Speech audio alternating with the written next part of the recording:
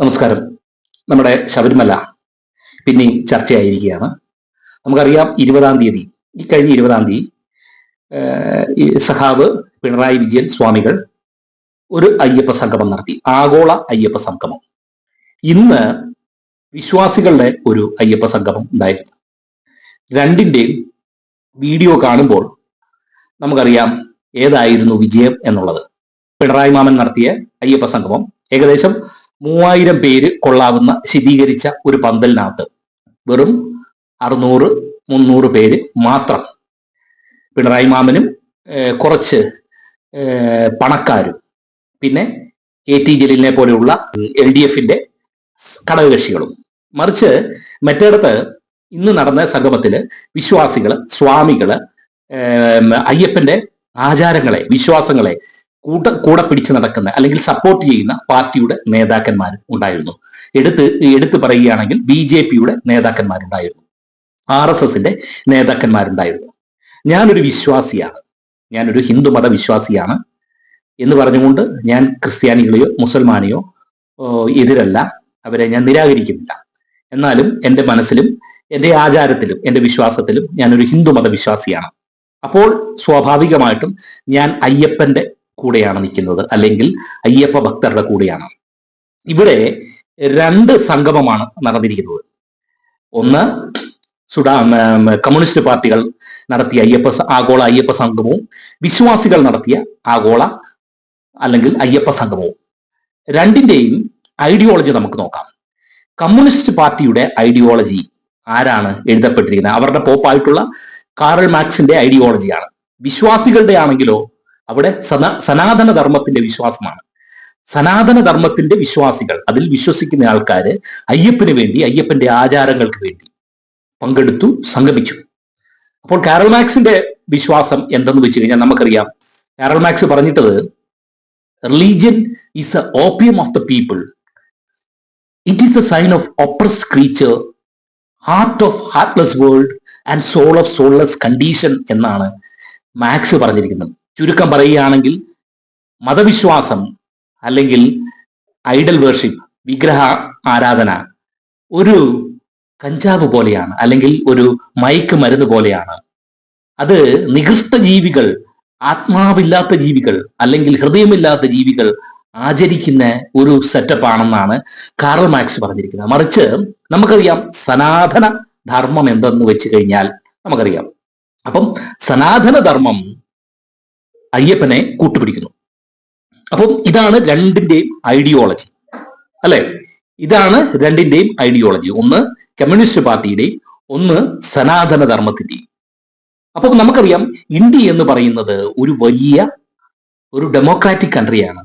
അതായത് ഒരു വലിയ ഇന്ത്യ എന്ന് പറയുന്നത് ഒരു വലിയ ജനാധിപത്യ രാഷ്ട്രമാണ്.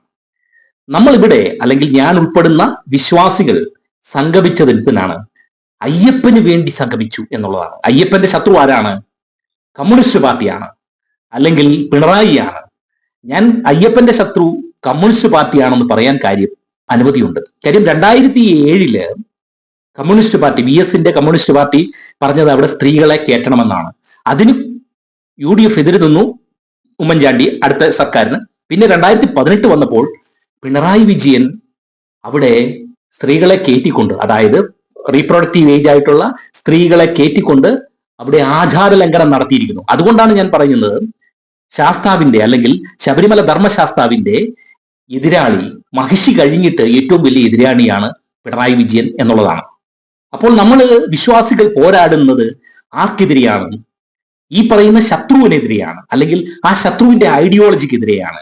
അതായത് കമ്മ്യൂണിസത്തിനെതിരെയാണ്, കമ്മ്യൂണിസ്റ്റ് ഐഡിയോളജിക്കെതിരെയാണ് വിശ്വാസി സംഗമം നടത്തിയിരിക്കുന്നത്. നമുക്കറിയാം, ഇന്ത്യ എന്ന് പറയുന്ന വലിയ ഡെമോക്രാറ്റിക് കൺട്രിയാണ്.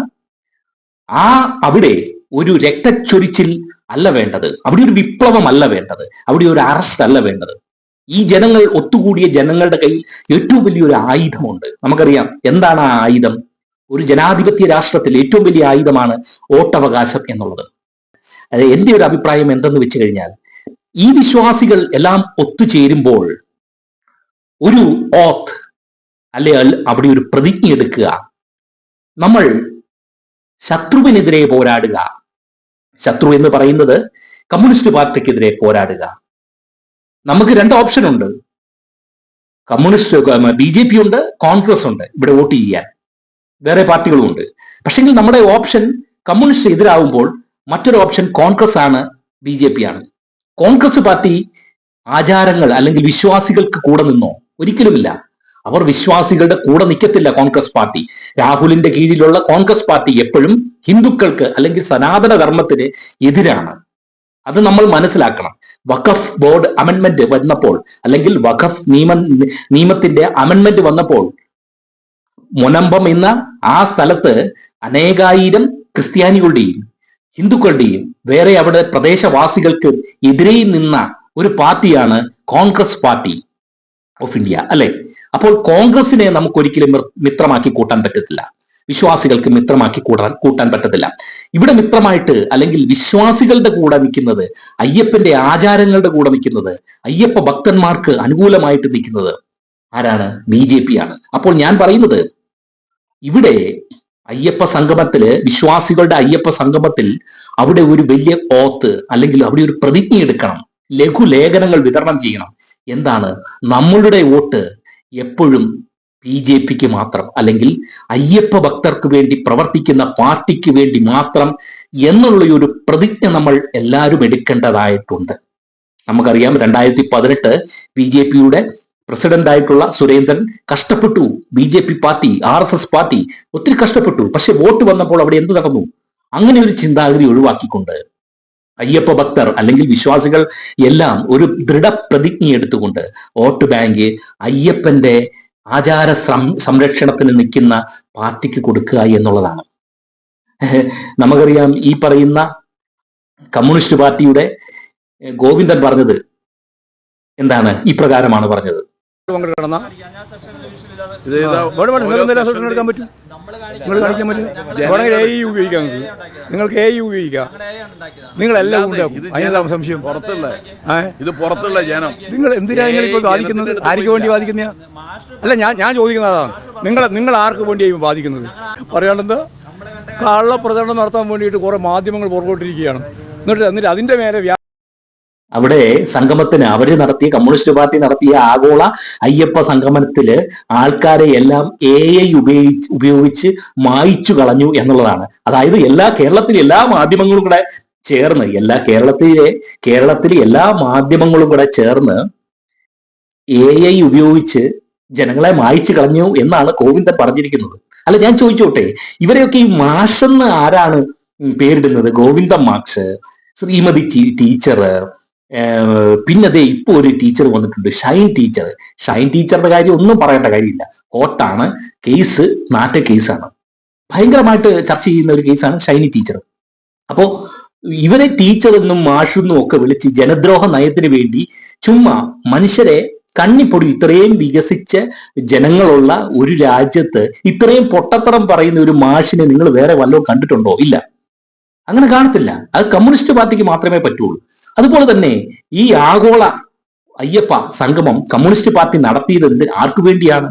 ഒന്ന്, അവിടെ പണക്കാരെ കൂട്ടി അവിടെ ഒരു ഇൻവെസ്റ്റേഴ്സിന്റെ, അതായത് നിക്ഷേപകരുടെ, പണം നിക്ഷേപിക്കുന്ന ആൾക്കാരുടെ ഒരു സംഗമമാണ് അവിടെ നടത്തിയത്.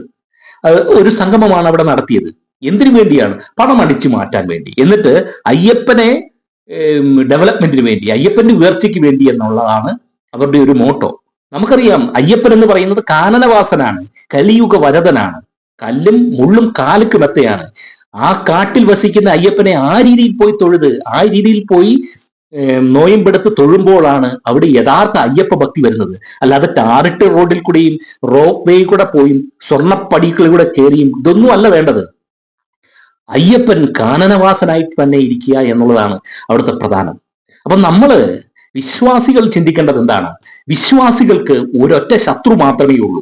ഇവിടെ സംഗമം നടത്തുമ്പോൾ അയ്യപ്പൻ ആരാണ്, അയ്യപ്പന്റെ വിശ്വാസം എന്താണ്, അയ്യപ്പന്റെ ആചാരം എന്താണ്, ഇതൊന്നുമല്ല നമ്മൾ ചർച്ച ചെയ്യേണ്ടത്.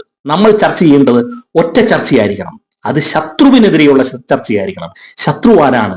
കമ്മ്യൂണിസ്റ്റ് പാർട്ടിയാണ് അയ്യപ്പന്റെ ശത്രു. അതായത് ശബരിമല ശ്രീ ധർമ്മശാസ്താവിന്റെ മഹിഷി കഴിഞ്ഞിട്ടുള്ള അടുത്ത ശത്രു പിണറായി വിജയനായി മാറിയിരിക്കുന്നു. എല്ലാ വിശ്വാസികളും ഇത് കണ്ടുകൊണ്ട് എല്ലാവരും അയ്യപ്പന്റെ ആചാരത്തെ സംരക്ഷിക്കുന്ന ഏതൊരു പാർട്ടിക്കും, കോൺഗ്രസും കമ്മ്യൂണിസ്റ്റും ഒഴികെ ഏതൊരു പാർട്ടിക്കും വോട്ട് ചെയ്യണം, പ്രത്യേകിച്ചും BJPക്ക് വോട്ട് ചെയ്യണം എന്നുള്ള ഒരു ആശയക്കാരനാണ് ഞാൻ.